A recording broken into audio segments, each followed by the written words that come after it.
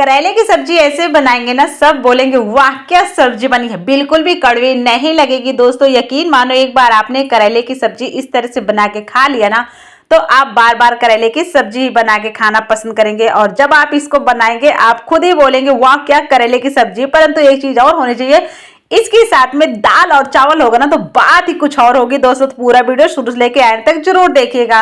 तो राम राम दोस्तों, मैं हूँ दिव्या, दिव्या फूड चैनल में आप सभी का स्वागत है। आई होप आप सब अच्छे और खुश रहे, हमेशा निरोगी रहे दोस्तों।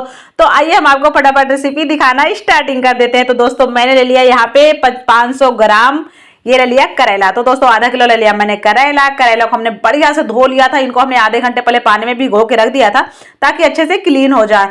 तो दोस्तों हमने ले लिया, बिल्कुल भी पके नहीं है। पके हो तो आप इनके बीज निकाल दे, वरना इस तरह से आप इसकी कटिंग कर लें। ना बिल्कुल पतली ना मोटी, बिल्कुल मीडियम साइज में बढ़िया सी इसकी पतली पतली इस तरह से काट लें। तो हम सारे करेले को फटाफट काट पीट कर रख लेते हैं रेडी करके दोस्तों। तो हम करेले को तो काट लिए हैं दोस्तों सारे। तो अब हम इन्हें रख लेते हैं एक बर्तन में। यहाँ पे हम डाल देते हैं हल्दी और 2 चम्मच तो क्या 1.5 चम्मच हम यहाँ पे डाल देते हैं नमक। नमक डाल के इसके बाद हम इसको बढ़िया से अच्छे से मिलाते हैं दोस्तों। इसको मिला के रखना बहुत ज्यादा जरूरी है, क्योंकि इसे मिला के नहीं, अच्छे से हाथों से ही मिलाना। इस चीज का पूरा ध्यान रखिएगा दोस्तों। हाथ से मिला के रखेंगे तो बढ़िया से इसमें चारों तरफ कहीं भी जगह नहीं रह जाएगी, मिल जाएगा। और उसके बाद आप इसे आराम से आधे घंटे के लिए रख दे। तब तक हम काट लेते हैं हमारी प्याज दोस्तों। तो हमने यहाँ पे 150 ग्राम ले ली है प्याज आप ज्यादा कम अपने हिसाब से कर सकते हैं। तो हमने इनकी साइज इस तरह के रखे हैं, ना बिल्कुल पतले ना मोटे। तो हमने इस तरह से काटे हैं, इस तरह हमने इनको सारे काट के रख लिए दोस्तों। तो अब हो गए आधे घंटे बाद का नजारा आप देख सकते हैं। हम इन्हें निचोड़ते हैं इस तरह से सारे, और निचोड़ के इनका सारे एक एक पानी निकालते हैं। मतलब थोड़ा सा पानी नहीं रखेंगे, क्योंकि पानी रहेगा तो इनका कड़वापन रहेगा। तो हम इनका कड़वापन इसी तरह से सारा निकाल देंगे दोस्तों। आराम से निचोड़िएगा, कोई दिक्कत नहीं, बिल्कुल भी टूटेंगे नहीं, इस चीज का ध्यान रखिएगा। बहुत बढ़िया से पानी निकल जाएगा।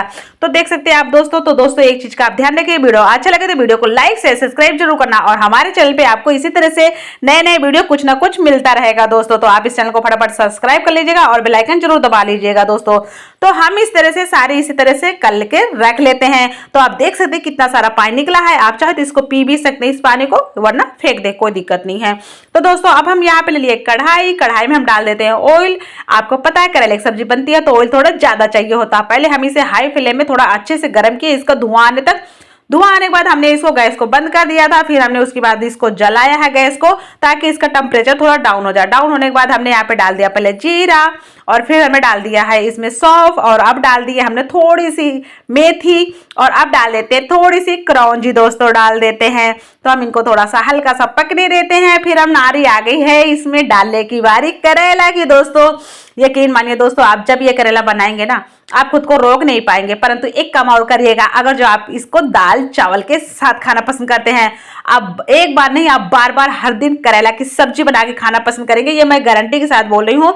और आप एक चीज का यहाँ पे ध्यान रखिए, जब आप करेला डाल दीजिएगा ना, तब आप इसको हाई फ्लेम में पकाइएगा। इसको लो फ्लेम में नहीं, इसको हाई फ्लेम में 5 मिनट तक के लिए पकाइएगा। इसको बिल्कुल भी हमें ढकना नहीं है, हाथों से हिला हिला के पकाना है।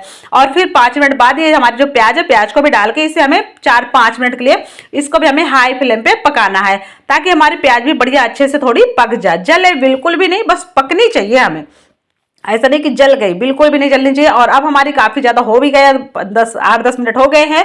हमने यहाँ पे डाल दिया है 1 चम्मच 1.5 चम्मच हमने डाल दिया धनिया, और 1 चम्मच हमने डाल दिया लाल मिर्च कश्मीरी पाउडर। और यहाँ पे हम 1 चम्मच से ज्यादा 1.5 चम्मच तक डाल दिए हैं सौंफ कुटी हुई है दोस्तों।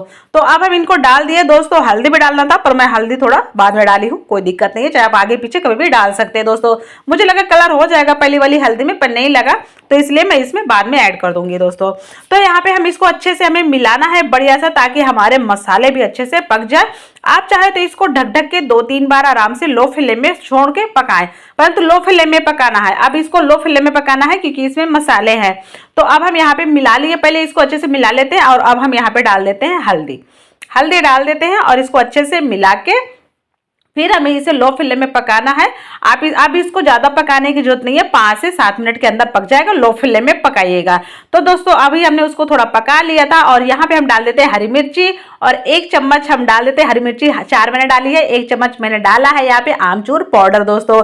तो आमचूर पाउडर डाला था दोस्तों, लाइट चली गई थी। अब देख सकते हैं पूरी तरह से पक गए। वीडियो अच्छा लगे लाइक सब्सक्राइब जरूर करना।